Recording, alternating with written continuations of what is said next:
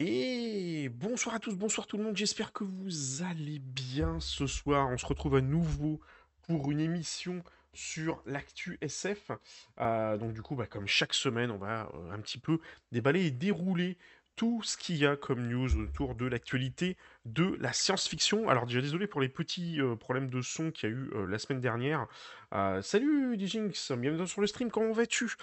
Donc du coup, désolé pour les petits problèmes de son qu'il y a eu la semaine dernière. J'avais mal réglé tout simplement l'attaque au niveau de mon micro. Il y a eu un petit problème de paramétrage, donc j'ai corrigé ça. Donc ça devrait être un petit peu plus audible et un petit peu plus propre en fait au niveau de la qualité du son. Y compris en podcast, ce sera un petit peu mieux écouté dans votre voiture.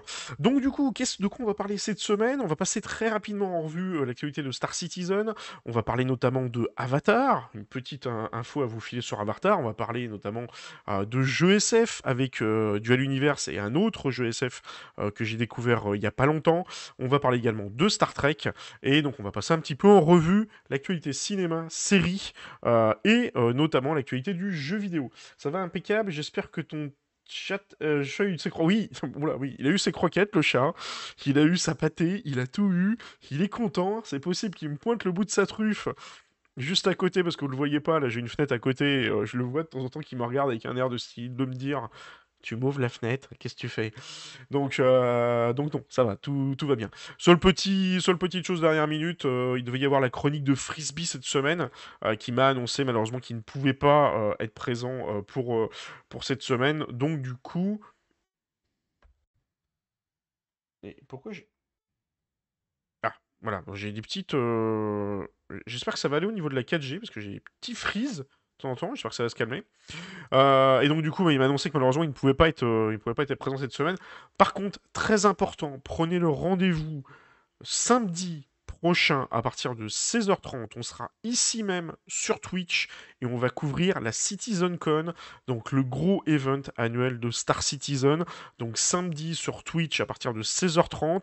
Ça dure à peu près, il y en a pour 5, 6, 7 heures de panel. Il y a à peu près environ 7 panels qui vont durer, ça peut durer de 25 minutes à 45 minutes, tout dépend des panels. On essaiera de faire un petit peu un débrief en fin d'émission.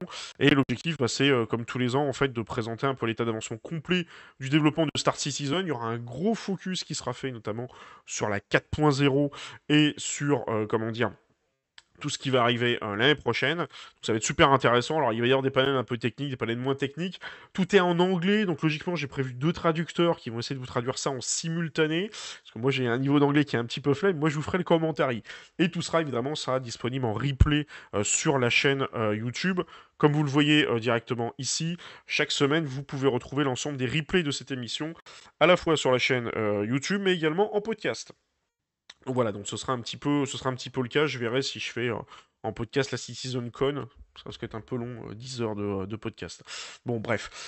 Passons. Donc du coup, on va d'abord commencer au niveau de l'actualité, au niveau de Star Citizen. Et qu'est-ce qu'on a eu comme info cette semaine? Alors, pas énormément d'infos. Ils nous ont passé, en fait, tout simplement en revue l'Inside Star Citizen, qui a un petit peu un Q3 follow-up Summer 2022. Ils ont passé un petit peu en revue tout ce qu'ils avaient eu l'occasion, enfin, sur quoi ils avaient eu l'occasion de bosser pendant cet été.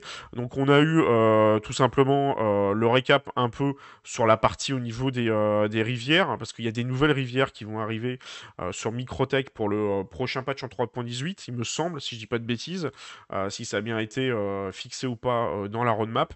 Donc ça veut dire que...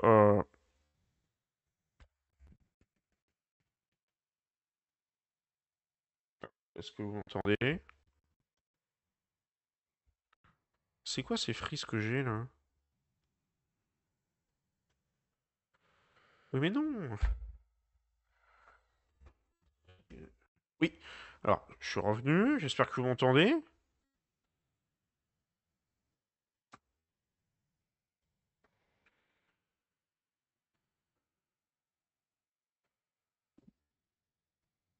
Oui, alors désolé, je sais pas ce qui se passe, il y a des problèmes de connexion. Voilà, ce soir c'est petit problème de connexion, je sais pas ce qui se passe, il y a eu des petits freezes. Et bonsoir à toi, Metal Live, bienvenue à toi sur le stream. Donc du coup, ils nous ont présenté un petit peu ça en fait dans l'Inside Star Citizen, comme quoi il y allait avoir notamment les nouvelles rivières qui vont arriver.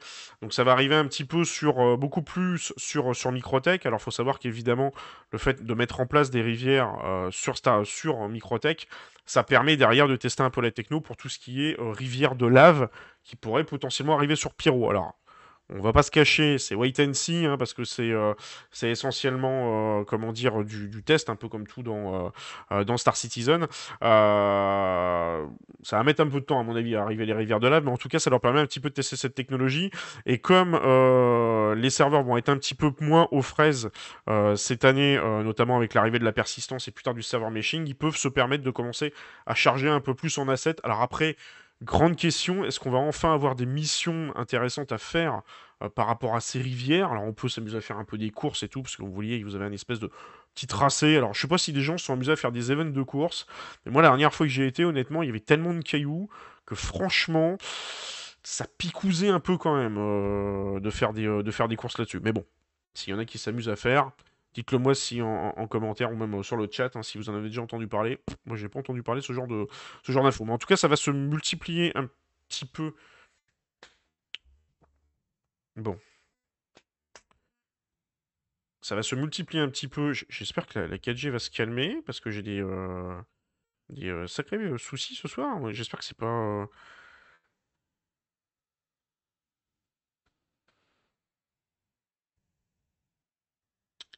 Donc du coup, ça va sûrement se multiplier en fait au fur et à mesure ces différentes rivières. Hâte de retester SC, c'était sympa la découverte que j'avais fait grâce à toi. Bah oui, mais c'était un plaisir. Moi j'aime bien justement faire découvrir Star Citizen. Bah, d'ailleurs on le voit, regardez. Alors ça c'est une innovation ultra intéressante, notamment tout ce qui est la création de canyons. Faut savoir que souvent, je vais vous le remettre un petit peu en pause. Faut savoir que c'est un problème technique qui est pas simple à résoudre. Souvent, ce qui se passe, et les développeurs nous l'avaient expliqué une fois, c'est que souvent quand vous avez des canyons, vous avez ce qu'on appelle des étirements de texture. Vous pouvez le voir notamment sur Elite Dangerous par exemple, souvent quand vous avez des montagnes qui sont un petit peu hautes et comment dire que c'est un petit peu compliqué sur certaines textures, les textures ont tendance à s'étirer, vous savez, un peu comme un espèce de papier de cellophane que vous mettriez sur une pomme, ça fait un truc totalement dégueulasse et c'est horrible. Et souvent ce qui se passe, c'est qu'il y a des espèces de cache-migères qui sont mis en place en mettant un peu de la végétation autour, sauf que là il n'y en a pas. Donc, est-ce que ça veut dire qu'ils ont résolu notamment toutes les problématiques techniques qu'il pouvait y avoir à ce niveau-là? Ce serait quand même plutôt pas mal parce qu'il faut savoir que dans Star Citizen, c'est énormément de biomes qu'on aura à faire, des biomes qui seront tous différents les uns des autres. Donc, forcément, derrière, il faut que ça soit le plus réaliste possible. Il faut pas qu'il y ait non plus qu'on se sente complètement sorti de l'immersion par des problématiques techniques, parce que la technologie est censée s'effacer complètement sur Star Citizen. Donc, voilà ce qui nous a un petit peu passé en revue. Alors, on a eu notamment, on en a repassé un petit peu l'année dernière, mais je vous avais pas montré d'image, le fameux circuit de cartes, qui lui par contre, réellement va vraiment être implémenté en 3.18, hein. C'est-à-dire que vous allez pouvoir aller à Horizon, vous allez pouvoir vous amuser notamment, alors je sais pas trop comment ça va se passer, mais il va y avoir sûrement peut-être une queue de dingue, et vous allez pouvoir faire des circuits de cartes, peut-être vous faire des petits events tranquilles. Des petits events tranquilles justement sur la partie karting. Je vais revenir dessus, ouais, c'est juste là. Donc, vous voyez, vous avez les trucs pour démarrer, et puis ce sera avec des grès 4 PTV que vous pourrez vous amuser à faire ce genre de choses. Alors ils ont ça vraiment les circuits ont vraiment été testés pour ça. Je pense pas qu'on puisse faire entrer d'autres véhicules à l'intérieur. À mon avis, ça risque d'être un peu difficile. Mais au moins le grès 4 PTV va avoir un peu ses lettres de noblesse là-dessus. Alors après, ils nous ont parlé notamment toute la partie au niveau de Carrea. Je sais pas si c'est bon ou pas au niveau du son de votre côté, parce que moi j'ai des petits frises de temps en temps. Donc j'espère que ça coupe pas chez vous. Ils nous ont parlé notamment de la remise à jour de Carrea, donc là je vous fais un peu une redite de ce qu'on avait dit la semaine dernière, parce que bon, il n'y a pas énormément de news cette semaine-là, parce qu'ils préparent beaucoup la CitizenCon qu'on couvrira samedi. Donc là en fait au niveau de Carrera, il y aura des missions que vous pourrez faire, vous pourrez notamment récupérer par exemple, comment dire, des loots de contrebande qui auront été... Nickel, bah, merci beaucoup Mété. Notamment parce que faut savoir qu'au Carrea, l'avant-poste Carrea, en fait, c'est un avant-poste de sécurité qui vise notamment à être un peu le point chaud au niveau de Stanton. Donc, vous allez pouvoir devoir enlever votre crime stat, il faudra obligatoirement en fait aller là-bas. Et il y aura aussi un certain nombre, comment dire, de loot qui auront été confisqués, des loots illégaux. Donc vous aurez la possibilité vous-même d'aller les rechercher et de vous faire un petit peu de thunes, alors forcément prise de risque conséquence. Et donc du coup ce sera un peu un nouveau point champ en fait au niveau de Stanton. Autre update qui va avoir lieu, et salut Fun Traveler, bienvenue à toi sur le stream, comment vas-tu? Autre petit update qui va avoir lieu, c'est également au niveau de la prison. Ça faisait un moment, pour savoir que la prison est arrivée en 3.9, elle n'a pas été mise à jour depuis, il n'y a rien eu de neuf, alors qu'il y a un ring qui est à disposition sur la prison que personne n'utilise jamais. On sait qu'il y a des petites caches à droite à gauche qui contiennent un certain nombre de, comment dire, de petits loots. Donc du coup, ils vont nous faire un petit update en fait au niveau de la prison où notamment, alors est-ce qu'ils vont faire un update du parcours? Ça par contre, j'ai pas fait gaffe s'ils allaient le faire ou pas. Mais par contre, ce qui est sûr, c'est qu'ils vont nous faire un update notamment au niveau des missions qu'il y aura à faire. Il y aura peut-être notamment des missions illégales en fait sur à faire dans la prison. Alors, ils nous ont passé après en revue les fameux sites de crash de Neymar, donc là on va pas revenir là-dessus, on en avait déjà parlé la semaine dernière, qui sont quand même assez magnifiques, ça fait très Star Wars avec des tentes et ainsi de suite. Franchement honnêtement, il y a un super boulot qui a été fait. Ils nous ont repassé en revue également toute la partie siège de Horizon, mais bon, on va pas se rééditer de ce qu'on a dit la semaine dernière, notamment sur la partie Reclaimer, ainsi de suite. Donc voilà, une toute petite info assez courte sur l'Inside Star Citizen. Il y a eu un autre live que je n'ai malheureusement pas eu le temps de regarder parce qu'il était assez dense, qui était un live notamment sur la partie des IA. Si j'ai le temps d'essayer d'en faire un petit récap cette semaine, peut-être que je vous en parlerai pour l'actu SF de la semaine prochaine. Parce que n'oubliez pas que samedi prochain, on est en direct sur la chaîne Twitch pour couvrir la totalité de la CitizenCon de 16h30 jusqu'à la fin et on fera un petit débrief après. Mais l'actu SF qui a lieu tous les dimanches aura quand même lieu également le dimanche. Hein. C'est l'émission qu'il y a samedi n'est qu'en supplément de l'émission qu'il y aura dimanche. Donc voilà ce qu'on pouvait dire un petit peu pour l'Inside Star Citizen de cette semaine. Et une petite info intéressante qui est tombée. Personnellement, je m'y attendais pas du tout. Je sais pas si vous l'aviez venir ou pas. Oui, une course en wingsuit dans les canyons, tu vas rire pour éviter les frontales. Eh ben, ça pourrait être marrant, ça, tiens, Fun Traveler, j'avais pas vu ton message, mais c'est vrai que ça pourrait être drôle de faire des courses, effectivement, genre en M50 à travers les canyons sur les nouvelles rivières, ça pourrait vraiment être fun. Il y a plein de trucs qui peuvent être faits. De toute façon, on est sur un sandbox. Hein. On parlera d'ailleurs d'un autre sandbox tout à l'heure. Qui est sorti cette semaine. Mais une petite info qui est tombée, moi je m'y attendais pas du tout, c'est qu'il y a une 3.17.3 qui vient de sortir sur la PTU. Alors je crois qu'elle est en PTU et Vocati d'ailleurs, si je dis pas de bêtises, parce que je vois ici marqué audience et Vocati. Du coup, sûrement des petits patchs supplémentaires. On voit des patchs au niveau du sabre, des améliorations au niveau des véhicules, de certains chips, du système de spawn. Il parle notamment du cartwheel. Qui sera amélioré également. Certaines améliorations au niveau des combats. Donc je pense que c'est plus en fait, et puis des bugs fixes évidemment, je pense que c'est plus un espèce de QOL, donc une amélioration de la qualité de vie sur la 3.17, puisque la 3.17 est un peu sous perf. En attendant la 3.18, alors faut savoir, il y a une news qui est passée également cette semaine. Alors il y a deux news. Malheureusement, j'ai pas réussi à retrouver les articles. La première, c'est que malheureusement, il y a eu quelques retards en fait sur l'arrivée du PES, donc du Persistent Entity Streaming, pour que la 3.18 soit en test au niveau des Evocati. Donc, pour rappel, le Persistent Entity Streaming, c'est tout simplement ce qui va permettre de faire persister l'ensemble des assets et des éléments dans l'univers de Star Citizen. Ils ont eu encore quelques bugs à ce niveau-là. Moi, je crois qu'ils ont vraiment du retard en fait dessus. J'ai vraiment l'impression que la dernière fois qu'ils nous ont filé une news, ça devait être au début de l'année, où ils nous précisaient bien que la technologie était au point. Il y a eu toute la phase d'adaptation du code en arrière-plan, parce qu'il a fallu que ça passe dans les mains de chaque équipe. Ils ont dû mettre en place une espèce de PES à la destination de chaque équipe pour que chaque équipe vérifie des bouts de ligne de son code et qu'ils adaptent le PES dessus. Donc ça a dû le faire le tour de toutes les équipes, et de ce qu'il y en a beaucoup au sein des équipes de CIG. Et j'ai l'impression que toute la partie test, qu'on appelle la partie recettage, notamment recettage de bugs en interne, a pris un petit peu plus de temps que prévu. Et j'ai l'impression qu'il y a des derniers bugs qui traînent, donc ce qui fait que ça recule un peu plus la 3.18 pour qu'elle arrive en Evocati. Rappelons-nous qu'à l'origine, la 3.18 devait arriver en Evocati cet été. Et alors, elle a dû être disponible presque courant octobre ou novembre sur la PTU pour presque tout le monde. Enfin, vous connaissez les différentes vagues de la PTU. En tout cas, plus disponible en évocatif, parce que la période de test aurait été finie. Et après, ça devait être une période de 3 mois de test complet sur la PTU. Pour l'instant, ce n'est toujours pas arrivé chez les évocati, la 3.18. Donc c'est encore retardé, ce qui fait que ça retarde encore l'arrivée pour tous sur la PTU et ça retarde encore les 3 mois de test sur la PTU. Donc je commence vraiment à me poser la question de me dire qu'il y a beaucoup de chances pour que la 3.18 arrive plutôt vers fin d'année, début d'année prochaine. Je sais pas ce que vous en pensez, mais a été décalé car fin de cette semaine normalement. Oui, pour les évocati, ouais, on verra peut-être fin de semaine prochaine. Oui, on verra de toute façon, mais il y a déjà un petit retard là et une fois qu'elle va arriver au niveau des évos, je sais pas combien de temps les tests vont durer au niveau des évocati et ensuite, bah, il faudra que ça passe 3 mois en test complet. Alors, je sais plus si les 3 mois, c'est à partir du moment où ça arrive chez les évocati ou si c'est, comment dire, au moment où ça arrive ouvert pour tout le monde. Je suis peut-être une connerie, hein. C'est peut-être 3 mois à partir du moment où la PTU est active chez les évos.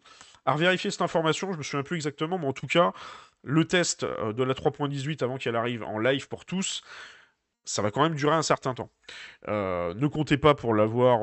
Je crois pas d'ailleurs qu'il me semble qu'ils ont filé l'info comme quoi ce serait peut-être disponible après, dans tous les cas, l'IAE, parce que vous savez, là on a la CitizenCon. Fin octobre, début novembre ou courant novembre, on va voir ce qu'on appelle l'IAE. Donc c'est l'Intergalactic Aerospace Expo, donc un peu le salon de l'autospatial qui a lieu tous les ans sur Star Citizen. Donc c'est un eventing game organisé par l'éditeur, mais également à côté, c'est la possibilité d'acheter tous les vaisseaux sur le pledge. Vous pourrez acheter n'importe quel vaisseau qui est disponible et qui sont disponibles en l'achat une fois dans l'année. Exemple concret, vous voulez acquérir un Caterpillar, vous ne pourrez le faire qu'à ce moment-là, au moment de l'IAE.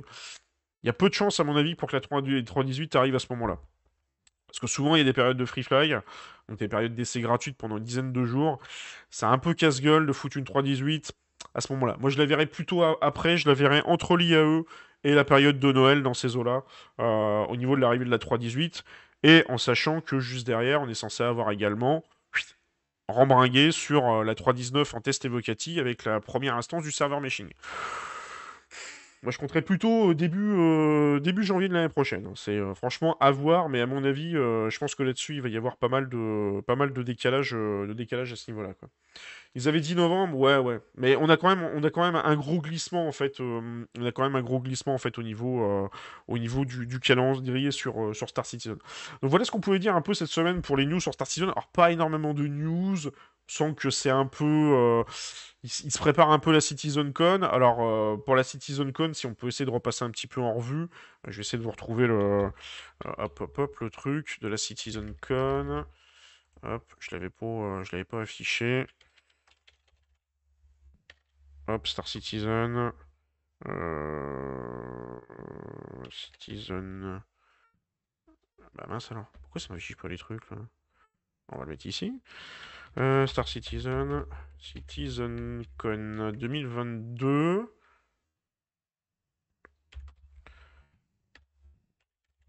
Ouh, ce soir il y a des petits bugs sur les. Ça met un peu de temps à s'afficher. Hop, hop, hop. Voilà. Progress Expansion. Où est-ce qu'elle est? Voilà, CitizenCon 2022. C'est pas du tout ça que je voulais regarder. Moi, je voulais le site officiel avec l'ensemble des infos. Bon, bah, c'est pas grave, on va le mettre sur Millennium. On aura un petit peu plus le débrief. Donc vous avez différentes panels. La première partie va beaucoup s'axer sur tout ce qui est autour de Pyro, enfin autour de notamment la route vers la 4.0, avec des explications notamment sur la partie sur Pyro, les missions d'investigation, tout ce qui est les grottes. Master Mode, tiens, j'avais pas vu ce que c'était. Ça permet de mieux définir le rôle des différents véhicules. Ah, ça va être intéressant ça. Ça, je pense que ce panel-là va être extrêmement intéressant parce qu'ils vont nous redéfinir un petit peu plus les rôles de chaque vaisseau, notamment peut-être au niveau des carrières. Un panel qui pour moi va vraiment être une grosse curiosité, ça va être le panel sur la refonte de leur ville, parce qu'ils vont vraiment passer en revue en fait la totalité de leur ville. Il faut savoir que dans leur ville, logiquement, la grosse ville qui est sur le système stand, enfin sur Hearthstone, il est censé y avoir, notamment à un endroit en particulier, la possibilité d'avoir une zone où vous pouvez faire entrer de la marchandise illégale. Il faut savoir qu'aujourd'hui, si vous avez du Crimstad que vous rentrez sur leur ville, vous faites dézinguer à vue par les gardes. Alors, quand vous êtes un peu malin, hein, vous filez à toute vitesse. Les gardes, ils ont tellement une vue à 7 FPS que du coup, vous arrivez à passer et vous pouvez un peu les trolls. C'est assez rigolo à faire d'ailleurs. Je vous conseille, c'est assez marrant, franchement. Surtout que quand vous atterrissez, vous n'avez pas de tourelle qui vous tire à vue, hein. Alors, est-ce que ça va changer? Mais du coup, ils vont nous faire une refonte complète de leur ville. Donc, ça va être très intéressant de voir ce qu'il y aura là-dessus. Et le dernier panel de la CitizenCon, ce sera notamment sur toute la partie au niveau des vaisseaux où là ils vont passer un petit peu en revue tous les nouveaux vaisseaux qu'ils vont nous présenter. Alors il y a peut-être présentation du Corsair, peut-être du BMM et peut-être d'autres vaisseaux, parce qu'il faut savoir qu'il y a des vaisseaux qui sont, comment dire, non annoncés au niveau de Star Citizen. Voilà, on voit ce qu'on pouvait dire un peu cette semaine sur les news au niveau de Star Citizen. Alors ce que je vous propose maintenant, c'est un petit peu comme on le fait à chaque émission, c'est de passer en revue un peu l'actualité SF, à la fois de d'autres jeux, mais également, on va le voir tout à l'heure après au niveau du cinéma et des séries. Un petit jeu que j'ai trouvé, mais complètement par hasard. Un jeu qui s'appelle Synduality. Alors, c'est pas fait par n'importe quel studio. C'est le studio Bandai Namco. Et en fait, c'est tout simplement un jeu de SF. Vous êtes dans un monde. Alors, rien de. Comment dire? Rien de neuf sous le soleil, hein. Vous êtes dans un monde apocalyptique, machin, etc. Vous devez sauver la race humaine et patati et patata. Enfin bon, là-dessus, rien de neuf sous le soleil. Par contre, ce qui est relativement intéressant, c'est que là-dessus, en fait, vous allez incarner en fait un personnage qui va avoir une espèce de symbiose avec une IA, et cette IA va vous aider en fait tout simplement à utiliser l'espèce de petit robot que vous voyez ici. Alors moi, ce que j'ai trouvé assez intéressant en fait sur ce jeu-là, c'est que au niveau du gameplay et les déplacements et les combats, ça ressemble beaucoup. On retrouve quelques trucs de ce qu'on avait sur Anthem, notamment la verticalité en fait au niveau des maps. Et en gros, vous allez être un petit peu payé, vous voyez, pour aller récolter l'espèce de ressources qu'on vient de voir à l'instant. Vous allez vous faire attaquer notamment par du PVE. Alors, je ne crois pas qu'il y aura... À voir s'il y aura peut-être du PVP, parce que je vois qu'il y a d'autres joueurs qui sont présents. Ce sera évidemment, vous pourrez jouer en coop, en multijoueur. C'est prévu enfin c'est prévu pour 2023, à la fois sur PC, sur PS5 et sur la dernière console Xbox, dont je ne me souviens plus exactement le nom. Donc petit jeu sympa que j'ai découvert complètement par hasard, un Synduality. Donc à voir ce que ça va donner. Et vous allez un peu avoir effectivement cette, vous voyez, c'est l'espèce d'IA qui est là. Et ça, c'est avec elle vous aurez une espèce de symbiose, vous devrez communiquer, c'est elle qui vous donnera la puissance nécessaire pour pouvoir utiliser l'espèce de robot que vous avez à disposition. Donc voilà à voir. Je sais pas si vous aviez entendu parler de ce jeu. Est-ce qu'il était passé au niveau de la Gamescom ou pas? Moi je suis tombé dessus complètement par hasard. Donc je me dis, why not? Ça a l'air assez sympa, ça a l'air assez fun en fait au niveau du jeu en lui-même.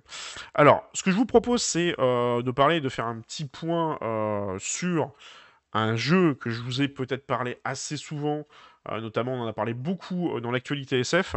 C'est le fameux jeu Dual Universe qui est sorti en version release à la fois sur Steam et également sur leur propre launcher. Il est sorti le 27 septembre. Donc sorti, ça veut dire qu'il est release. Ça veut dire que aujourd'hui, si vous vous lancez dans Dual Universe, vous n'aurez plus de wipe. L'univers sera persistant à 100%. Alors qu'est-ce que c'est exactement Dual Universe? On va en reparler rapidement. En fait, l'objectif de Dual Universe est relativement simple. C'est que, un peu comme tous les jeux SF, hein, la planète Terre a été détruite, vous avez été un peu congelé, vous êtes envoyé dans un nouveau système, et votre objectif, c'est tout simplement de recréer la civilisation. Alors, il faut bien prendre en compte ce concept de départ, de recréer la civilisation, parce que tout le pitch de Duel Universe est basé là-dessus.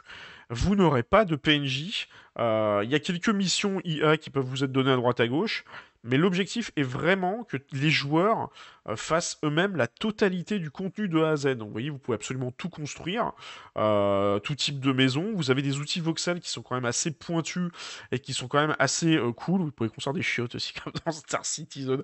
C'est magnifique. Euh, Et hop, j'ai à nouveau un freeze. Hop là, c'est revenu. Oui, j'ai eu un petit freeze rapide. Vous avez la possibilité notamment de contrôler, de créer des bases spatiales et puis de faire un petit peu du PVP. Alors, peut-être refroidir un peu les ardeurs au niveau du PVP, c'est que du PVP pour l'instant en combat spatial. Il n'y a pas de PVP au sol, c'est quelque chose qui doit arriver plus tard. Je pense qu'ils auraient peut-être pu le développer avant la release quand même, parce que ça aurait été quand même assez sympa. Moi personnellement, j'y suis retourné. J'y étais encore cet après-midi sur Duel Universe. Ce qu'il faut voir sur Duel Universe, c'est que si vous voulez vous lancer, vous avez deux possibilités. La première, c'est déjà d'aller sur Steam. Et sur Steam, en fait, le jeu est accessible gratuitement avec une démo. En fait, vous avez une instance avec un serveur dédié qui va vous permettre de lancer le jeu, de tester pour voir s'il tourne sur votre configuration, parce qu'il faut savoir déjà que il faut un SSD minimum et il faut à peu près 16 Go de RAM pour que ça tourne correctement. Donc vous pouvez le tester gratuitement en fait sur votre ordi.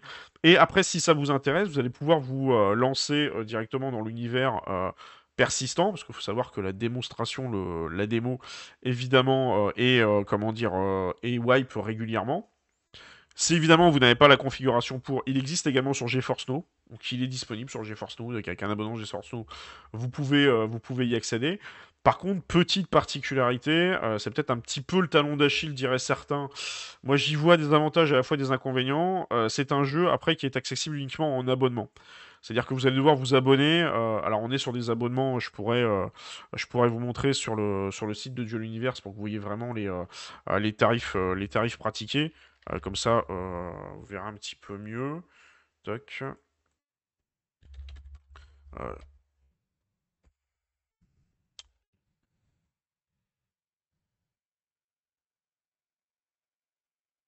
dès que j'ai récupéré ma souris, c'est bon, j'ai récupéré ma souris. Hop.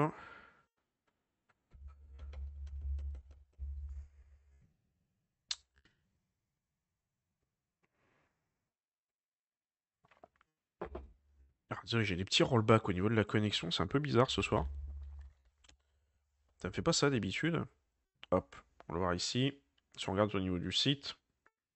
Ouais, vous avez le fameux Try for Free, donc si vous cliquez dessus, vous voyez que vous avez la possibilité de télécharger la démo gratuitement, mais après, du coup, si vous voulez vous lancer, si par exemple, si on fait Play Now, vous voyez un petit peu les abonnements qui apparaissent, donc évidemment, plus vous prenez longtemps, moins ça coûte cher. Moi, ce que je peux vous conseiller, honnêtement, si vous souhaitez vous lancer dans Duel Universe pour au moins avoir une idée de ce qu'il y a derrière, prenez d'abord la version démo, testez dessus, quitte à vous éclater pendant un petit mois et puis que ça soit wipe. Et après, si vraiment ça vous intéresse, de passer éventuellement sur un abonnement. Alors, je vous conseillerais plutôt sur de l'abonnement à 3 mois plutôt qu'un mois. Parce que sur Dual Universe, en fait, ce qu'il faut voir quand même, c'est qu'il faut un petit peu de temps pour arriver à faire quelque chose. Parce que tous les vaisseaux que vous voyez là, par exemple, un vaisseau comme ça ne se fait pas en une semaine. Parfois, certains vaisseaux peuvent se faire en plusieurs semaines, voire parfois un mois. Donc du coup, si vous prenez qu'un mois, vous risquez d'être un peu bloqué au bout d'un moment. En sachant qu'en fait, la particularité dans Duel Universe, c'est qu'il y a derrière, vous avez toute une gestion de l'économie entre joueurs et vous avez également en fait comment dire toute cette notion de partage de biens et de ressources. Donc vous pouvez par exemple vous-même créer des vaisseaux, vendre les blueprints et ensuite les autres joueurs peuvent les acheter. Vous pouvez créer des concessions de vaisseaux notamment.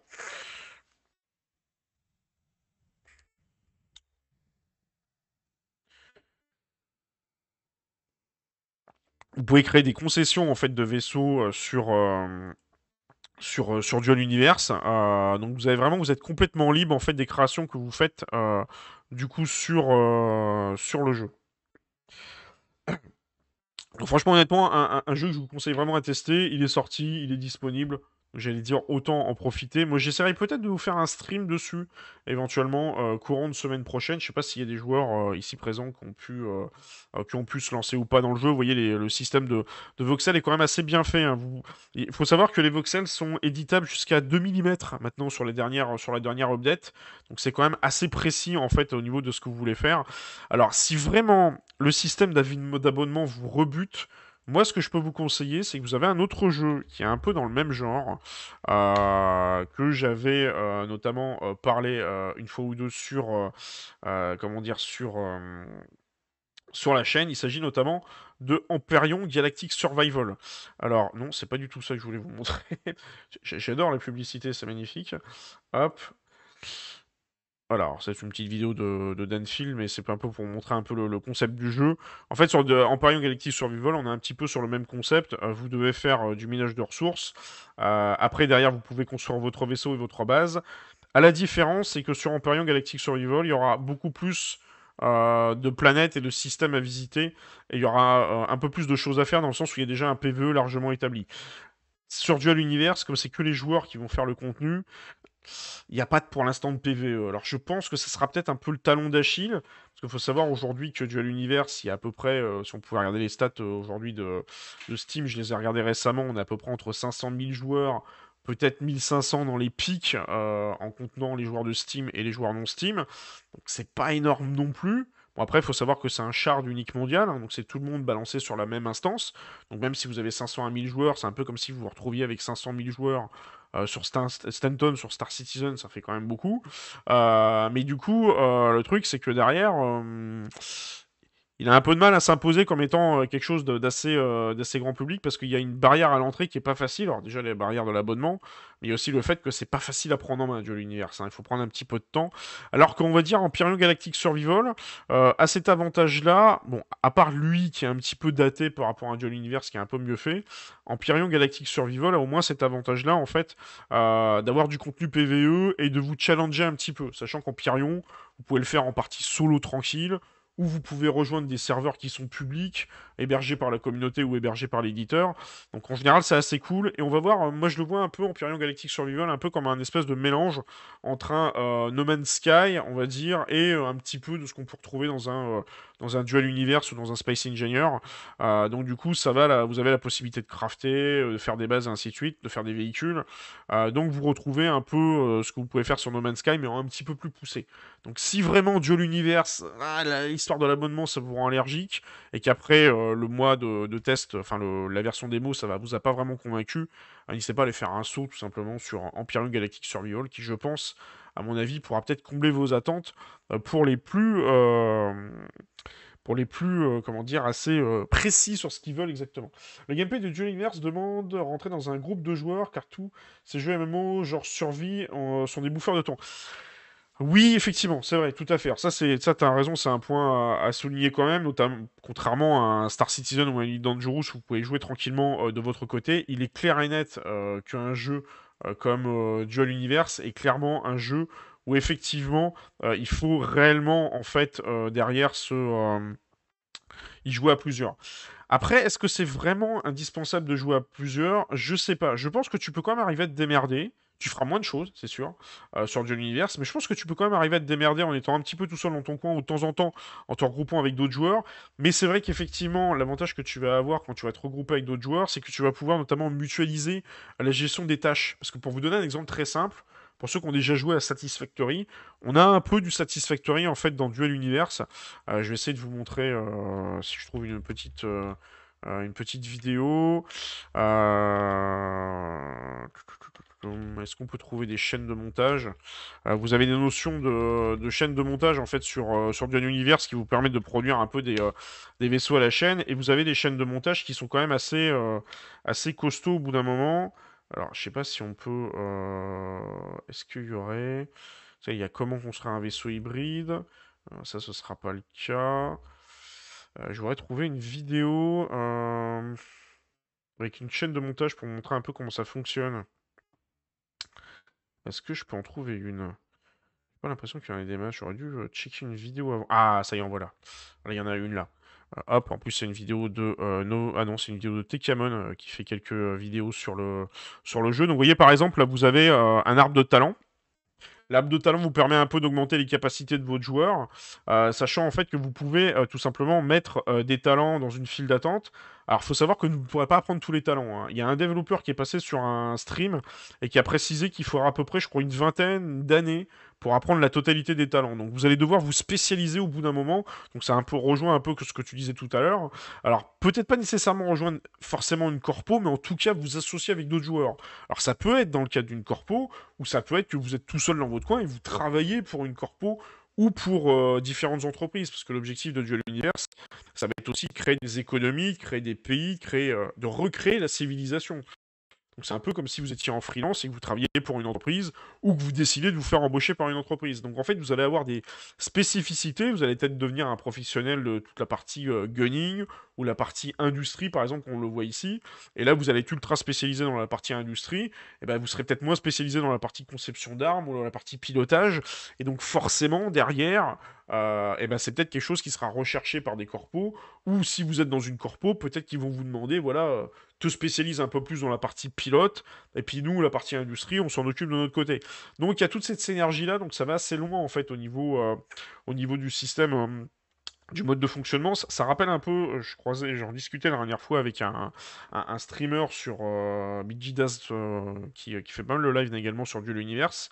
On en parlait, ça lui faisait penser à un autre jeu qui s'appelle Echo, qui est un jeu notamment où vous avez toute cette notion de créer une civilisation et tout, partager les ressources et tout ce que vous faites a une incidence, donc il y a un petit peu cette notion-là.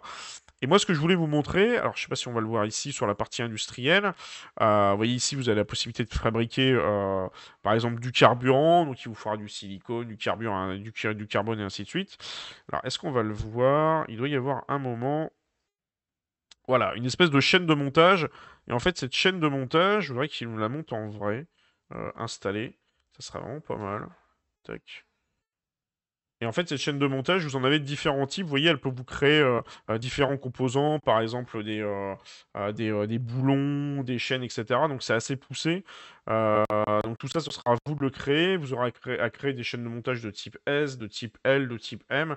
Donc il faut vraiment, en fait, si vous voulez, vous attendre à vraiment vous investir pas mal de temps là-dessus, en sachant que chaque chaîne de montage nécessite des schémas. Ces schémas, évidemment, il faut les crafter derrière. Donc tout ça pour vous dire en fait que si tout ça vous rebute un peu comme il y aurait dans un Satisfactory, ne vous lancez pas dans un Duel Universe. Alors c'est peut-être un peu le talon d'Achille du jeu, je trouve, dans le sens où je pense que là ils ont un très bon jeu qui a justement une base technique extrêmement intéressante, mais je pense qu'ils devraient essayer de l'ouvrir un peu à personne lambda qui n'a pas envie de s'investir dans toute cette partie-là.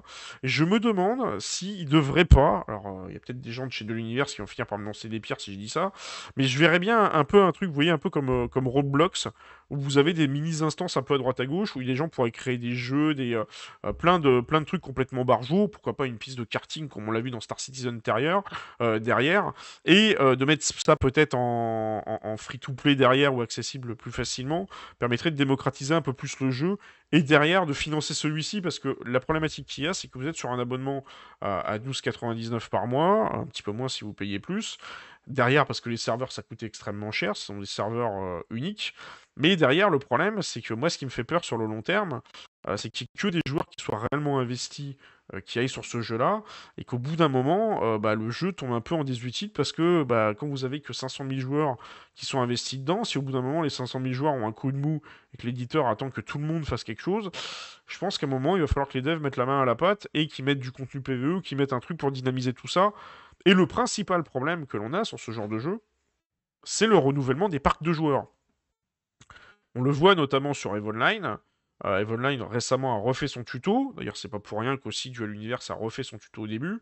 Je vais vous donner un exemple concret juste après.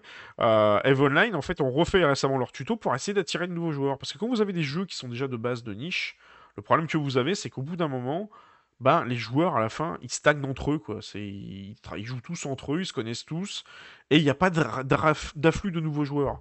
Et c'est un peu l'avantage qu'ont certains jeux qui peuvent être un peu grand public, c'est qu'ils ont l'avantage d'avoir des nouveaux joueurs. Alors évidemment, quand vous avez des nouveaux joueurs, vous avez un pourcentage qui ne reste pas, mais vous avez aussi un pourcentage qui reste. Et donc du coup, derrière, bah, ça améliore la quantité de joueurs, donc potentiellement la quantité de clients. Et comme ce jeu est basé exclusivement sur l'activité des joueurs, si vous n'attirez pas de nouveaux joueurs, au bout d'un moment, vous risquez un peu de mourir. Donc c'est un peu un pari extrêmement osé. Il faut savoir que c'est un studio français qui est juste derrière, Nova Quark. D'ailleurs, pour la petite anecdote, le studio Nova Quark, c'est quand même appelé, son sous-titre, c'est quand même The Metaverse Company. Donc c'est pour vous dire un peu l'idée qu'ils ont derrière, hein. Ils ont vraiment envie d'escayer, de créer un espèce de métaverse, un peu comme ce qu'on peut avoir sur comment dire, vous savez, sur les Second Life ou ainsi de suite, ou même un peu comme ce que vous avez sur Roblox. Donc ils ont vraiment cette ambition-là, mais quand vous voulez être un métaverse, bah, il faut ramener du monde. Donc moi c'est un peu le truc qui me fait un peu peur sur Dual Universe. Si vraiment vous avez du temps à y consacrer, que tout ça vous botte, euh, que notamment vous vous éclatez pas mal sur Satisfactory et tout, je pense que Dual Universe pourrait vraiment vous plaire. Alors, par rapport à la simplification en fait au niveau du comment ça commence, le tuto de départ, ils ont vraiment simplifié les choses. Avant, vous arriviez en fait sur une planète, vous réclamiez une tuile et du coup c'était à vous de construire votre propre maison. Maintenant, vous arrivez, ils vous proposent déjà un vaisseau de base, un espèce de petit hoover hein, qui vole à la surface de la planète, et un choix d'un certain nombre de maisons, avec notamment un extracteur de minerais. Donc ça vous simplifie un petit peu le début du gameplay et le début du jeu. Après, c'est à vous de faire le nécessaire. Donc là-dessus, ils ont essayé un peu de simplifier les débuts avec les tutos, etc. Mais derrière, il faut quand même compter pas mal d'investissements et c'est un jeu en fait où il faut prendre son temps, il faut y revenir régulièrement. Oui, la maison de départ c'est clairement mieux, oui, tout à fait. Ouais. Alors il y en a qui vont dire, parce que moi j'ai regardé, faut savoir qu'en termes de streamers qui ont fait des streams sur Dual Universe, notamment il y a Terrada qui a pas mal poncé le jeu. D'ailleurs j'ai un peu écouté, vous voyez par exemple là on le voit comment on peut lier un conteneur à une chaîne de montage et puis après vous refaites pareil en sortie, donc vous créez vraiment des chaînes de montage les unes à côté des autres et vous voyez les machines qui sont enchaînées mais vraiment comme dans une usine et ça vous crée des boulons, des machins, etc. et tout derrière vous pouvez vous faire une véritable usine comme un Satisfactory. Et j'ai regardé un peu ce qu'on parlait, ce qu'on disait notamment Terrada et il avait l'air un peu déçu dans le sens où il a tellement poncé le jeu pendant la période bêta que du coup, pour l'instant, il n'a pas vu de grosses différences. Et surtout, pour lui, il trouvait que ça, il y avait un manque de direction artistique par rapport à l'un des principaux concurrents de l'univers, qui malheureusement a été abandonné, c'est Starbase. Donc Starbase, en fait, je sais plus quel est le studio qui est derrière, ils ont un peu laissé tomber parce que c'est assez complexe à développer. Et effectivement, c'est vrai que Starbase, ou Starbase, ou Starbase, je sais plus comment on dit, avait notamment fait pas mal parler de lui. Et c'est vrai qu'il avait une direction artistique, il avait de la gueule. C'était assez particulier. Et surtout, vous avez toute une notion de démantèlement. Vous pouviez couper un vaisseau en deux. Ça avait l'air assez fun. Quand vous arriviez sur une planète et tout, les environnements, les biomes étaient assez magnifiques. Ils ont un peu amélioré, comment dire, ce côté-là sur Dual Universe, mais on sent en fait que côté Dual Universe, ça manque un peu d'une direction artistique spécifique et d'une patte artistique spécifique. Alors après, est-ce que c'est pas voulu pour que justement les joueurs créent leur propre patte artistique? C'est pas mal, mais j'allais dire attention d'avoir des jeux qui veulent trop donner la main aux joueurs. Il faut quand même poser un minimum de base. Il faut quand même essayer de donner un peu une impulsion. Donc, on voit le défi technique qu'il y a derrière par rapport à Dual Universe qui renverse un peu la tendance et qui est un peu comme un Minecraft, cherche à donner des outils et après les joueurs créent, comment dire, leur propre univers. Sauf qu'un Minecraft, c'est facile à prendre en main, c'est facile à reconnaître et ça touche tout le monde et même des gamins peuvent y jouer. Pas sûr que je vais le mettre dans les mains de ma fille un jeu comme Dual Universe. On est quand même sur un truc qui est beaucoup plus adulte et qui est quand même beaucoup plus technique. Sinon, ça paraît trop long à mettre en place au départ. Oui, oui, c'est vrai. Mais moi, je l'ai fait au début. Alors, c'est bien dans le sens où ça, tu vois, ça t'apprend à te construire la base. On le voit d'ailleurs, là, la base qu'il a construit. C'est un peu, vous voyez, c'était en octobre 2020, cette vidéo de Tekamon, où justement, on voit effectivement, il a toute la création de la base et tout. Moi, j'en avais fait une à l'époque. Alors, j'ai plus mes vidéos là-dessus. J'avais à peu près fait la même chose d'ailleurs, avec un toit et puis le petit hoover au-dessus. Mais ça t'apprenait en fait vraiment les bases de la construction à ce niveau-là. Mais c'est vrai qu'aujourd'hui, maintenant, vous avez notamment je sais pas si on peut le voir d'ailleurs sur le site officiel. Ah bah tiens, on les voit ici, vous voyez bah, c'est peut-être ce que je viens de vous montrer à l'instant d'ailleurs, sur les lignes d'assemblage. Mais je sais pas si on les voit d'ailleurs sur le site officiel de Universe. Ils nous montraient exactement le nouveau système quand on commençait. On avait comment dire, des nouveaux bâtiments. Je vais essayer de vous retrouver ça si j'arrive à mettre la main dessus. Non, j'arriverai pas à remettre la main dessus. Il y a tellement de vidéos là-dedans qu'on finit par s'y perdre. C'est assez récent en fait quand ils avaient fait ça. Là, on voit avec les nouveaux outils de précision derrière. On peut carrément faire de la précision de voxel à 2 mm. Là, je vous l'ai vu qu'il n'y a pas beaucoup de jeux qui permettent de faire ça et c'est quand même assez dingo. Mais on va dire que les maisons qui vous sont proposées à disposition, vous avez tous les styles, hein. Vous avez des styles industriels, vous avez des styles très design et tout. Donc il y en a un petit peu pour tous les goûts. Vérifiez bien quand même les statistiques de chaque maison parce que toutes ne sont pas intéressantes, hein. Ça, à 4 joueurs, déjà eu lieu de faire chacun sa petite maison. Tu peux déjà construire un point de départ plus gros pour mutualiser les ressources, avancer plus vite. Mais c'est exactement ça, oui. Le principe, de toute façon, de Duel Universe dans son ensemble, c'est réellement ça, c'est de faire en sorte que les joueurs jouent ensemble. Alors après, quand on dit jouer ensemble, c'est tu peux très bien, par exemple, démarrer une partie dans ton coin et après t'associer avec d'autres joueurs, ou carrément aller l'étape au-dessus, forcément aller au niveau d'une corpo. Mais c'est pas systématiquement, c'est pas tu lances et le premier truc qu'on te dit c'est rejoins une corpo, quoi. Le premier truc qu'on te dit c'est tu lances, tu choisis ton territoire et tu construis ta maison. Mais après, très vite, effectivement, tu comprends qu'il faut t'associer avec d'autres joueurs ou dans tous les cas, il faut participer à l'économie de l'ensemble du jeu pour pouvoir en profiter et avoir quelque chose qui va un petit peu plus loin. Donc oui, c'est un jeu vraiment qui déjà demande de l'investissement, qui demande du temps un petit peu au niveau du temps de jeu que vous allez y passer. Donc à voir comment ça va évoluer. Moi j'essaierai de vous faire peut-être des petits lives dessus pour vous montrer ce qu'il en est un petit peu au niveau de Duel Universe. Alors on va refermer un petit peu la page jeux vidéo pour ce soir. Je voulais vous parler notamment de d'autres informations intéressantes et je voulais vous parler. Alors je pense surtout que c'est très avantageux de faire ça avec 4-5 joueurs qui butent. Oui, il y a ça aussi. Oui. De toute façon, en plus, c'est le cas en Duel Universe en ce moment, comme tout le monde débute, vu qu'il y a eu un wipe récemment. C'est un peu le cas. Hein. Si vous voulez vous lancer, il y a plein de corpos qui recrutent. Il y a des gens qui, à mon avis, vont s'associer avec vous. Vous avez des Discord qui vous proposent tout ça. Moi, j'ai fait une section sur mon Discord au cas où des gens seraient intéressés. Après, à voir. Moi, je pars toujours du principe qu'il faut que les gens apprennent déjà les bases un peu dans leur coin, soient un petit peu autonomes, et ensuite de rejoindre d'autres personnes de telle façon de ne pas non plus être esclave des autres. Parce que c'est toujours un peu embêtant que vous rejoignez des corpos ou des groupes de joueurs, c'est de vous retrouver esclave et qu'après les gens ils vous disent il faut vous connecter à telle heure, telle date pour faire tourner les machines, machin. Tu te fais engueuler quand t'as pas mis les schémas au bon endroit. Il y a des fois, je me méfie un peu hein, quand c'est du multijoueur. Hein. Il y a des fois, chacun a sa vie dans son coin et tout, on a tous des rythmes de vie différents. Et des fois, moi j'ai déjà vu des joueurs qui étaient un peu, comment dire, un peu dictatoriels dans leur façon de gérer leur truc à ce niveau-là. Mais bon, Duel Universe permet de le faire. J'allais dire, après, tout le monde peut y trouver son compte ou pas, quoi. Oui, c'est pas facile même de trouver des horaires à deux personnes. Hein. On le voit même ce soir. Hein. Frisbee n'a pas pu venir pour la chronique. Même à deux personnes, c'est déjà pas simple. Alors avec des corpos et tout, c'est pas simple non plus. Mais bon, il y a tout un système de gestion des droits et tout sur l'univers qui est assez poussé. Donc moi, je voulais vous parler notamment d'une autre vidéo que j'ai regardée que je vous invite vraiment à aller voir. Je vous mettrai d'ailleurs le lien en commentaire. Une vidéo d'écran large, notamment qui nous parle d'Avatar. Alors pourquoi je vous parle de ce film?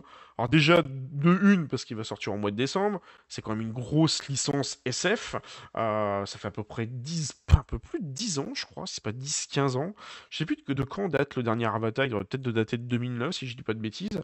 Il a été réédité récemment en 4K, il est revenu au cinéma. Il y a le 2 qui arrive à la fin de l'année, donc on attend tous évidemment cette partie-là, notamment sur la suite d'Avatar. Il faut savoir qu'il y aura un 3 et notamment un 4 qui vont sortir presque à 1 ou 2 ans d'intervalle. Et en fait, cette vidéo est assez intéressante parce qu'il nous narre un petit peu, il nous explique qui est James Cameron et quelle est sa particularité. Et chose que je ne savais pas, c'est que James Cameron est un peu un fanat de technologie. Donc là, on le voit un petit peu sur les différents films. Au niveau de Terminator, il a mis beaucoup en avant la partie CGI avec la possibilité d'avoir, comment dire, un personnage qui comment dire, on le voit ici, qui change un petit peu d'apparence. Donc ça a été une grosse révolution. Le Avatar 3, fin 2024, d'accord. C'était une grosse révolution technologique.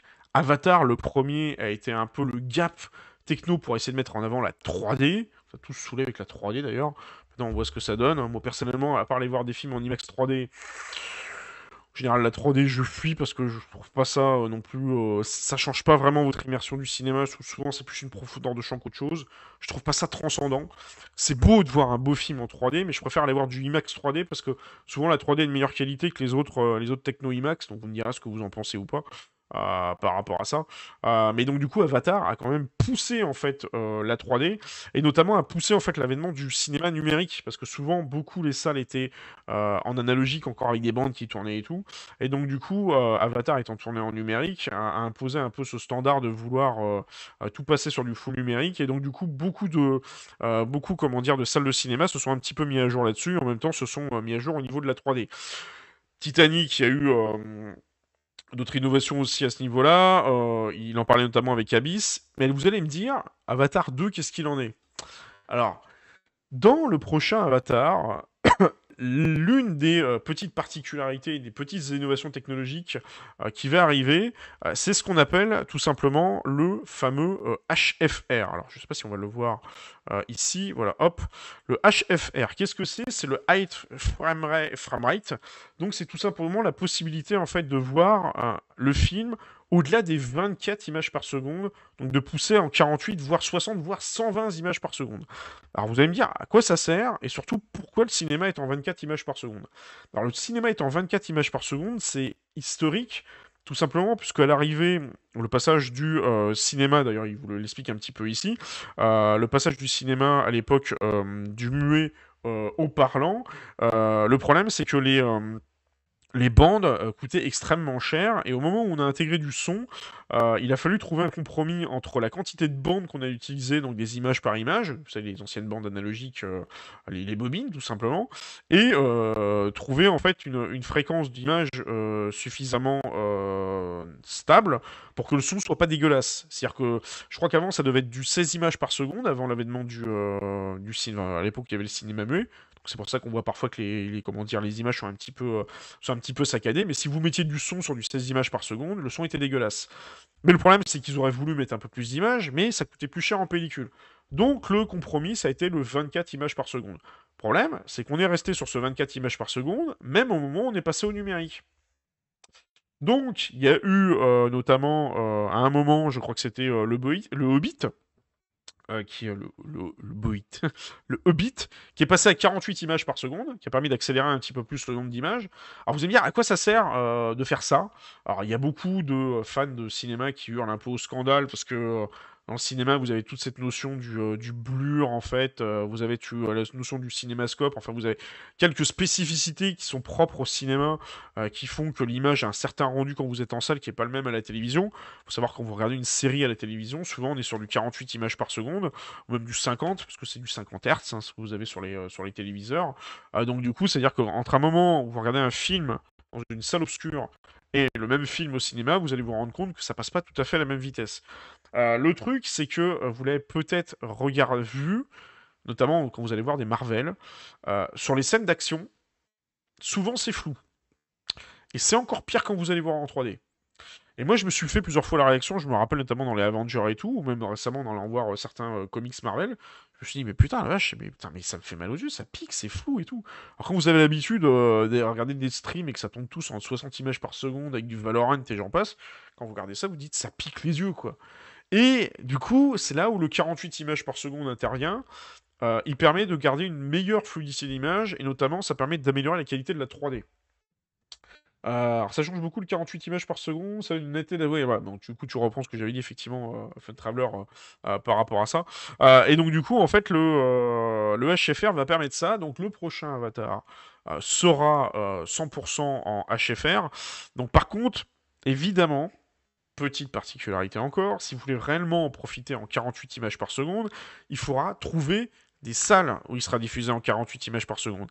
Et malheureusement, on va dire que toutes les salles ne sont pas équipées. Donc, vous risquez très probablement de voir, comment dire, Avatar en 24 images par seconde. Donc, à voir quand même, à réfléchir, parce que vu qu'il y a quand même pas mal de scènes d'action et que le réalisateur a voulu tourner ça de base en 48 images par seconde, vous risquez d'avoir quelques petites flous de mouvement à certains endroits, parce qu'il y a vraiment des scènes qui ont été tournées spécifiquement en fait pour cette particularité. Donc là notamment, il nous cite par exemple Quentin Tarantino, qui lui est un peu un adepte des films en pellicule. Donc il y a encore quelques réalisateurs qui se permettent de tourner des films en pellicule, mais ils sont de plus en plus rares. Est-ce que l'arrivée d'Avatar 2 va pousser en fait tout simplement l'avènement et des images en 48 images par seconde dans les salles? Je ne sais pas, sachant que déjà ça coûte une blinde, euh, comment dire, de changer les projecteurs, ça coûte réellement une blinde. Sachant qu'en plus, vous allez me dire, ouais, mais vous allez voir un film français, vous allez voir un film lent, vous en foutez de voir du 48 images par seconde, le 24 suffit amplement. Donc je ne sais pas, j'ai un petit doute quand même, je pense pas que la révolution soit aussi forte que ce qu'a pu être à l'époque de la 3D, et notamment du passage au numérique, qui a quand même fait un gros gap en termes de qualité d'image.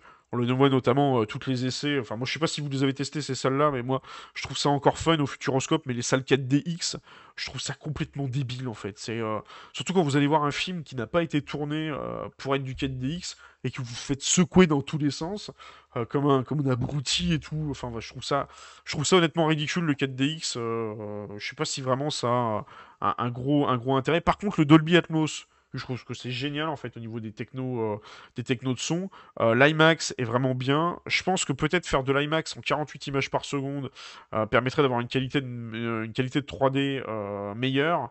Mais je crains que malheureusement, toutes les salles ne passent pas aux 48 images par seconde. Donc à voir comment ça va se passer. Ça va être un petit peu plus compliqué. Par contre, vous aurez Avatar 2 en 48 images par seconde sur votre TV. Et pour les TV, seulement les nouveaux modèles TV qui ont le VRR. Oui, effectivement, tu as le système du Variable Refresh Rating qui permet effectivement euh, de mettre à jour en fait de mettre à jour cette partie-là en fait au niveau de la qualité d'image. Mais on va dire que James Cameron a toujours été un petit peu précurseur là-dessus. Alors il a une autre spécificité parce qu'il le compare, d'ailleurs on le voit dans le titre, il le compare un petit peu à George Lucas. Pourquoi? Alors je vous inviterai à aller voir la vidéo, elle est extrêmement intéressante. Il le compare à George Lucas notamment parce que James Cameron a une particularité un peu comme George Lucas, il repasse systématiquement sur ses films en rajoutant des scènes, en améliorant des trucs et tout. Et des fois ça se passe bien, des fois ça se passe pas bien. Je vais pas vous spoiler la totalité de la vidéo, je vous laisserai la voir, celle d'écranlage, mais voilà ce qu'on pouvait dire sur la sortie du prochain Avatar. Vous aurez notamment cette fameuse qualité du HFR. J'ai expérimenté une fois, donc ma seule fois, Star Wars 9, j'ai trouvé ça cool dans la course au vaisseau. Bon, le salon était bof en 4D.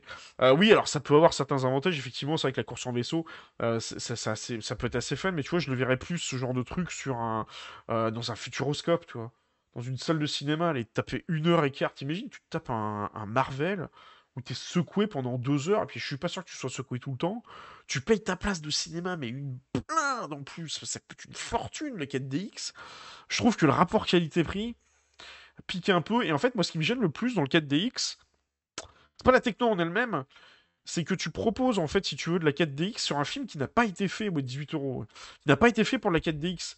Donc ça veut dire, en fait, que le réalisateur n'a pas pensé son film pour de la 4DX. Quand vous avez un réalisateur qui pense son film pour de la 3D, il le tourne en 3D, il fait en sorte que les scènes soient tournées pour faire de la 3D, et ensuite il vous le propose en 3D.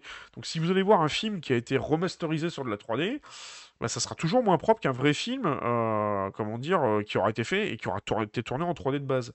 Mais aucun film n'est tourné pour être diffusé sur du 4DX. Donc ça n'a franchement aucun intérêt. D'où l'intérêt d'avoir ça dans des parcs d'attractions où là vous avez des expériences qui elles sont faites pour faire de la 4DX. Genre en plus qui sont pas trop emmerdés, hein, ils ont repris l'expérience que vous avez au Futuroscope, hein, faire bouger les gens dans un siège, y a rien, l'innovation elle est naze quoi. Donc du coup, pour revenir un petit peu au cinéma, il y a un petit film qui est sorti courant septembre, alors je ne sais pas s'il est encore en salle ou pas. S'il est en salle, allez-y, courez le voir parce que c'est quand même relativement rare. Le Visiteur du futur, qui est un film SF et qui est français. C'est tellement rare d'avoir de la SF française. Je crois honnêtement que ça se compte sur les doigts d'une main d'avoir des films. Alors, on connaît tous évidemment le cinquième élément. Si vous l'avez pas vu, allez le voir, c'est assez marrant, c'est assez drôle. Fait par Luc Besson. Vous avez d'autres films, notamment faits par Luc Besson, comme j'ai oublié le nom, là, la grosse saga SF en bouquin. Donc beaucoup ont crié au scandale. Je trouve qu'il était plutôt pas mal. Je ne sais plus comment ça s'appelait là. L'un des derniers gros films de SF qu'a fait d'ailleurs notamment Luc Besson. Il y a le cinquième élément, il y en a un autre. Je sais plus comment il s'appelle, je sais plus si vous arrivez à retrouver le nom ou pas. Ah zut. Bref, c'est un film d'ailleurs qui avait eu un petit peu de mal à percer au cinéma, on va peut-être me revenir. Mais là du coup, en fait, Le Visiteur du Futur, c'est basé sur une web série qui avait lieu sur YouTube. Et en fait, le pitch du film, on peut vous mettre un peu rapidement la bande-annonce. En fait, le pitch du film, c'est tout simplement, en gros, si vous voulez, vous avez comment dire, quelqu'un qui vient du futur et qui explique aux gens actuel, attention, c'est la merde, faut faire quelque chose parce que il va y avoir une explosion nucléaire et que ça va être la fin du monde. Donc il se retrouve en fait face à deux personnes en face de lui, une gamine d'ailleurs qu'on voit à l'écran ici, et son père qui est politicien. La gamine voit extrêmement loin et voit l'avenir, son père qui est politicien voit les choses un peu plus de manière terre à terre. Donc c'est assez rigolo parce que c'est un peu le côté, vous savez, un peu le côté satirique et un peu humoristique, je trouve, des films français où les Français sont assez forts, notamment sur cette partie-là, parce que les Américains ont un peu de mal à voir parfois en termes de profondeur sur leurs films, ils sont plutôt plan-plan, et ils ont un peu plus de mal. Les Français sont un peu plus doués au niveau de la profondeur des personnages, au niveau du côté humoristique. Donc vous retrouvez ça en fait dans Le Visiteur du Futur, avec le côté SF et le côté notamment sur l'écologie. Donc vraiment un très bon film à aller voir, je vous le conseille vraiment. Franchement, vous allez passer vraiment un agréable moment. Et aussi, honnêtement, alors si vous n'avez pas été le voir ou s'il est plus disponible dans les salles, n'hésitez pas à le regarder quand il sera disponible en VOD ou qui sera disponible notamment à l'achat. Parce que franchement, je pense qu'il faut vraiment, en fait, dans le cinéma français, donner un coup de projecteur à ce genre de film qui vise vraiment à faire des films d'action grand public. Parce que malheureusement, le cinéma français, et d'ailleurs, il faut savoir que le cinéma français est l'une des deuxièmes productions mondiales en termes de volume de films derrière les États-Unis et coude à coude, je crois, avec notamment Bollywood. Alors, il faut savoir que le cinéma français est extrêmement exporté à l'étranger, contrairement à Bollywood qui a un peu plus de mal à s'exporter parce que c'est très centré au niveau de l'Inde. Mais du coup, comment dire, le cinéma français est assez riche en fait en termes de films, mais malheureusement il est gangréné par un truc assez simple, c'est que le cinéma français est financé beaucoup par des chaînes de télévision qui ne visent qu'une seule chose, c'est à sortir des films nanars type humoristique à la mort moelleux, juste pour que même s'ils font un flop au cinéma, ils puissent ensuite les diffuser sur TF1 et France Télévisions. Donc malheureusement, on a un peu un gros souci sur les films de ce genre-là, c'est que souvent quand les gens ils entendent films français, ils font ah, au secours, j'irai jamais voir ça. Donc ce qui fait que les réalisateurs ont un petit peu de mal à se lancer dans des films d'auteur ou des films un peu de science-fiction en disant on va faire un film, comment dire, un film grand public. Moi je me rappelle d'un excellent film qui a rien à voir avec de la SF, hein. C'était alors attendez, ça va me revenir, c'était avec Marc Dacascos en plus, un film sur la bête du Gévaudan qui était juste génialissime, je vais retrouver le nom, qui était un des meilleurs films français d'action que j'ai vu, et malheureusement c'est vrai que des bons films de français d'action grand public, bah, il n'y en a pas tant que ça. Donc quand il y en a, favorisons-les, donnons-leur un coup de projecteur et justement faisons en sorte qu'il y ait un peu plus ce genre de film et que ça nous donne envie aussi de favoriser le cinéma français parce que faut savoir que le cinéma français notamment a un système de financement assez particulier. Quand vous allez au cinéma, vous avez à peu près 10% de votre place qui est récupérée par le CNC. CNC qui finance notamment une partie du cinéma français, mais pas que. Par exemple, tout à l'heure on parlait de Duel Universe. Duel Universe notamment a eu des financements du CNC. Vous avez notamment des youtubeurs aussi qui sont financés par le CNC. Je pense notamment par exemple à Game Next Door. Il me semble aussi de Nota Bene en a profité pendant un moment. Donc en fait le CNC qui est un peu l'organisme en fait qui vise à promouvoir la culture et différents types de culture en France finance un certain nombre de programmes et un certain nombre de choses. Donc quelque part quand vous allez au cinéma vous financez indirectement le CNC qui finance derrière des projets qui sont parfois assez intéressants et parfois ça peut financer des cinémas d'auteur qui ne pourraient pas sortir et c'est quelque chose qu'il n'y a pas aux États-Unis par exemple. Aux États-Unis, vous êtes gangréné que par des blockbusters et par un système hollywoodien qui est un peu une pompe à fric, et le cinéma d'auteur est quasiment presque absent ou a un peu de mal à percer, parce que du coup, un cinéma d'auteur, c'est très compliqué à financer, et que derrière, ça fait pas beaucoup d'entrées.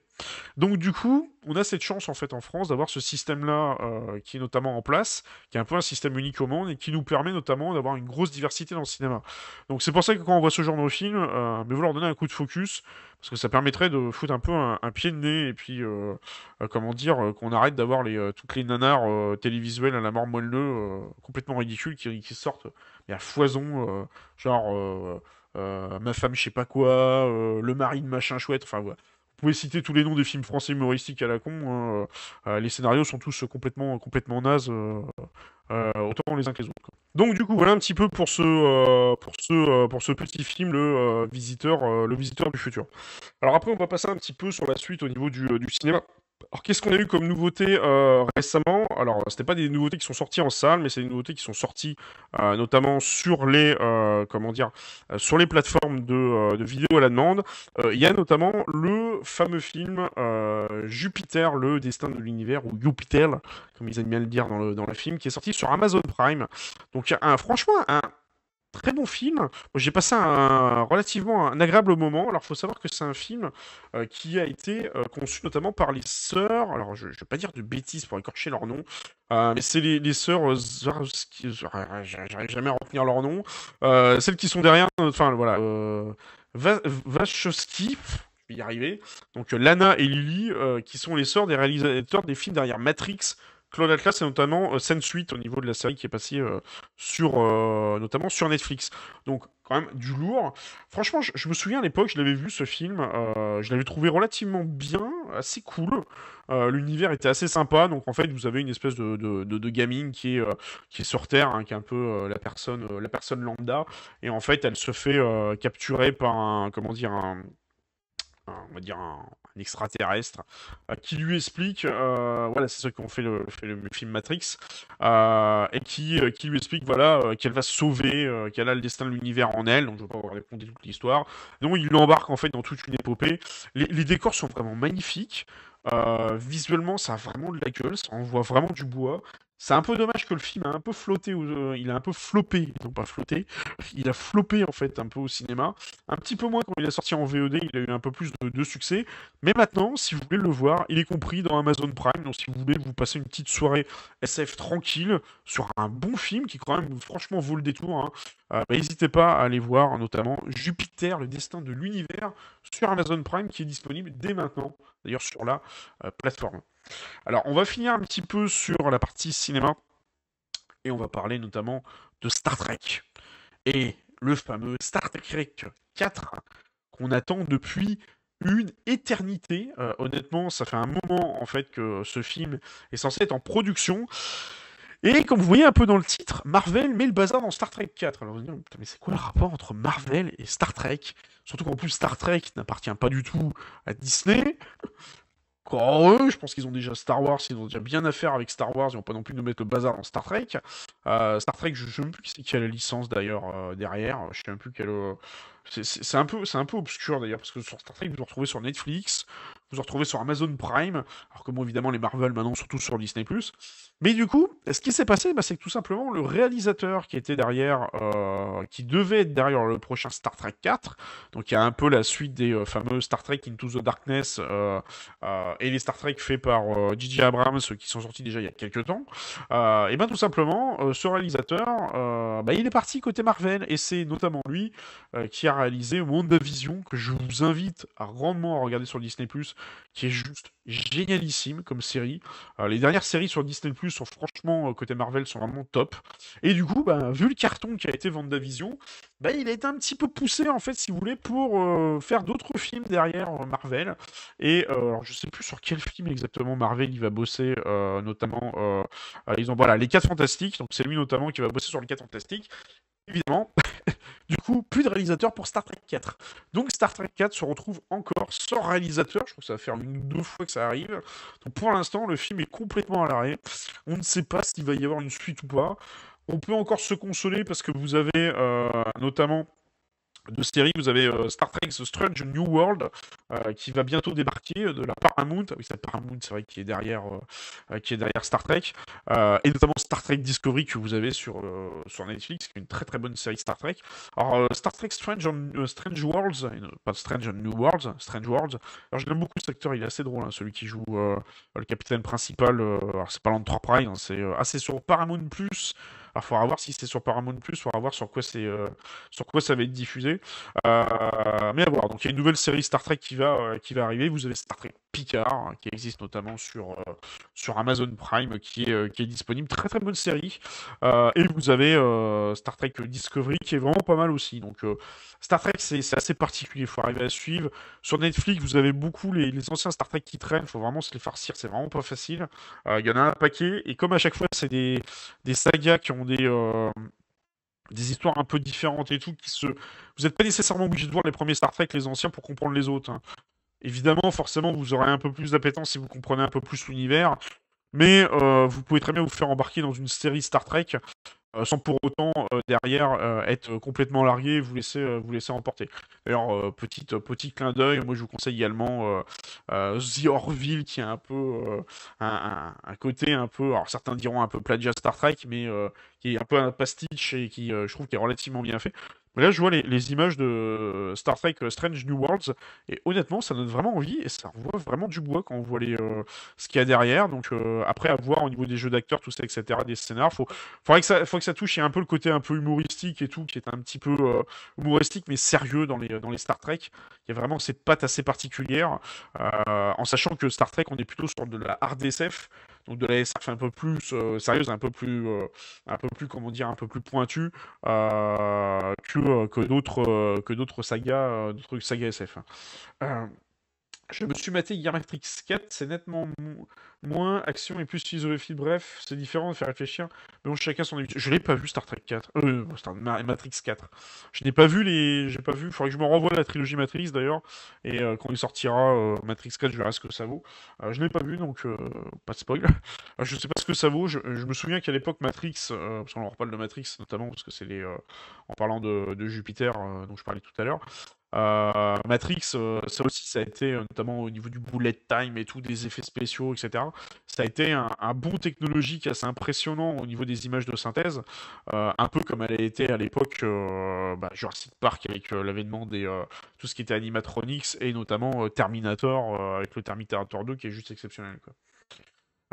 Je me suis regardé Star Trek New Worlds, c'est cool. Ça a été mal accueilli en cinéma. Alors attends, Star Trek New Worlds, c'est une série ou c'est un film?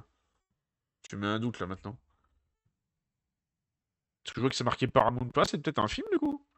Je mets un doute maintenant. Je pensais que c'était. J'ai persuadé que c'était une. J'ai persuadé que c'était une série, moi, Star Trek Strange New Worlds. Ah non, Matrix. Non. Parce que pour moi, c'est une série, je crois, hein. Alors, on va vérifier. Voilà un petit peu ce qu'on pouvait dire sur Star Trek 4, qui, pour l'instant, malheureusement, est un peu dans l'impasse. Et pour l'instant, c'est un petit peu. On sait pas trop quand est-ce que ça va sortir. Alors, un dernier petite news, alors un petit peu rien à voir en fait avec, toujours à voir avec de la science-fiction évidemment, mais un truc un petit peu, on va dire un petit peu rigolo, que j'ai découvert. Alors c'est des chercheurs, ça date déjà d'un petit moment.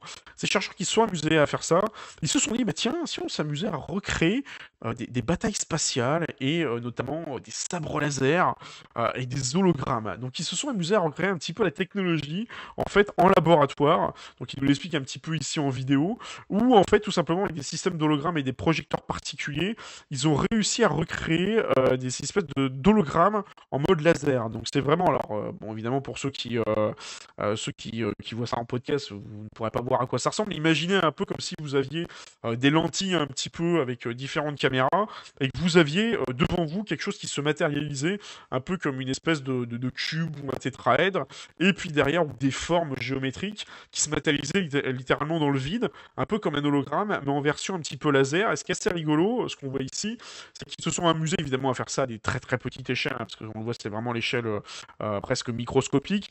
Ils ont reproduit un peu l'Enterprise, ils ont reproduit un vaisseau un peu Klingon en face. Et ils se sont amusés à faire tirer à l'Enterprise des faisceaux laser directement sur l'autre vaisseau qui est en face. Et ça reproduit un peu les batailles spatiales qu'on peut voir. Et d'ailleurs, on voit des espèces de petites explosions qui sont faites sous format laser. C'est assez rigolo, franchement, c'est assez bien fait. On va dire que c'est un peu une éclate et un délire, en fait, d'ingénieur de faire ça derrière. Mais je trouve que, ouais, on le voit vraiment avec des images au ralenti. Et là, on le voit, voilà, les fameux sabres laser. Il y a deux petits bonhommes. Et ils ont réussi à reconstituer comme ça des lasers qui sortent un peu au milieu de nulle part. Alors, je pense qu'il doit y avoir différents faisceaux laser qui doivent être croisés, mais ce qui est relativement intéressant là-dessus, c'est que ils arrivent à déclencher et créer des formes au milieu de rien, littéralement. Donc c'est quand même assez impressionnant. Je ne sais pas trop quelle pourrait être l'application technique ou technologique de ce genre de truc. Peut-être éventuellement on parlait tout à l'heure notamment d'un futuroscope ou autre, ça pourrait être assez sympa d'avoir ce genre de truc laser. Alors, on le voit déjà, maintenant on a Dans certains événements, vous pouvez voir pendant l'été ou pendant les fêtes, vous avez parfois des faisceaux laser qui créent des trucs un peu dans le ciel, mais souvent vous voyez la source du faisceau laser. Sauf que là, vous ne voyez pas la source du faisceau laser. Vous avez littéralement, en fait, comment dire, l'objet qui se matérialise au milieu de nulle part. Donc j'ai trouvé ça assez rigolo. Je me suis dit, bah tiens, voilà. Les gars ont réussi à recréer des sabres laser au milieu de rien, donc j'ai trouvé ça assez fun. Voilà un petit peu pour la dernière news cette semaine que je voulais un peu vous passer en revue sur l'actu SF. J'espère que l'émission de cette semaine vous a plu. Désolé encore pour les petits problèmes techniques, petites coupures. Je sais pas pourquoi ce soir j'ai des petites coupures. Je sais pas si c'est dû à la 4G ou je sais pas si c'est peut-être mon Shadow ou mon ordi qui font des siennes, je ne sais pas. Mais en tout cas, j'avais des petits freezes de temps en temps. J'espère que ça s'est bien passé. J'ai eu un petite coupure au niveau du stream, ça a repris. J'espère que ça n'a pas trop posé de problème au niveau du podcast. J'essaierai de me démerder pour faire en sorte d'avoir une émission qui soit un peu cohérente. Vous retrouvez dans tous les cas l'intégralité de cette émission en replay, notamment sur la chaîne replay sur YouTube. Vous la retrouverez également en podcast pour ceux qui l'auraient manqué. Et dans tous les cas, ce qui se passe, c'est qu'on se retrouve, n'oubliez pas, semaine prochaine notamment samedi prochain. On se retrouve pour une nouvelle émission dédiée entièrement à la CitizenCon, où on va passer en revue en fait l'ensemble de la CitizenCon et de tout ce qui va être présenté avec les différents panels. Donc il y en a à peu près 7 au total. Donc tout l'avènement autour de Pyro, de tout ce qu'il va y avoir, et la présentation peut-être de nouveaux vaisseaux. Donc tout ça, ce sera un rendez-vous le samedi 8 octobre à partir de 16h30 ici même sur Twitch. Et par contre, l'émission L'Actu SF, elle sera toujours disponible, comment dire, sur le dimanche également, toujours même heure, 21h. Donc on redébriefera un petit peu au niveau de l'actualité SF, un petit peu tout ce qu'il y aura à dire. On redébriefera peut-être un peu pour ceux qui auront raté la CitizenCon, les infos, les news, etc., qui auront été passés en revue. Donc voilà un petit peu pour le programme la semaine prochaine, sachant que n'oubliez pas évidemment que demain, live gaming sur Twitch également à partir de 21h. Vous pouvez me retrouver en live, donc on sera en live sur Star Citizen. Également jeudi soir, donc peut-être jeudi soir sur du jeu de l'univers, soit sur du Star Citizen, je verrai à ce moment-là. Donc voilà un petit peu le planning qui vous sera proposé courant de semaine prochaine. Donc, merci à tous d'avoir suivi l'émission, merci d'être présents, comme chaque semaine. Et moi, je vous dis à la semaine prochaine, et surtout, portez-vous bien. Ciao, ciao tout le monde. Hop, et du coup, je n'ai pas, je n'ai pas la scène de fin qui est là, et c'est bon. Ciao, ciao tout le monde.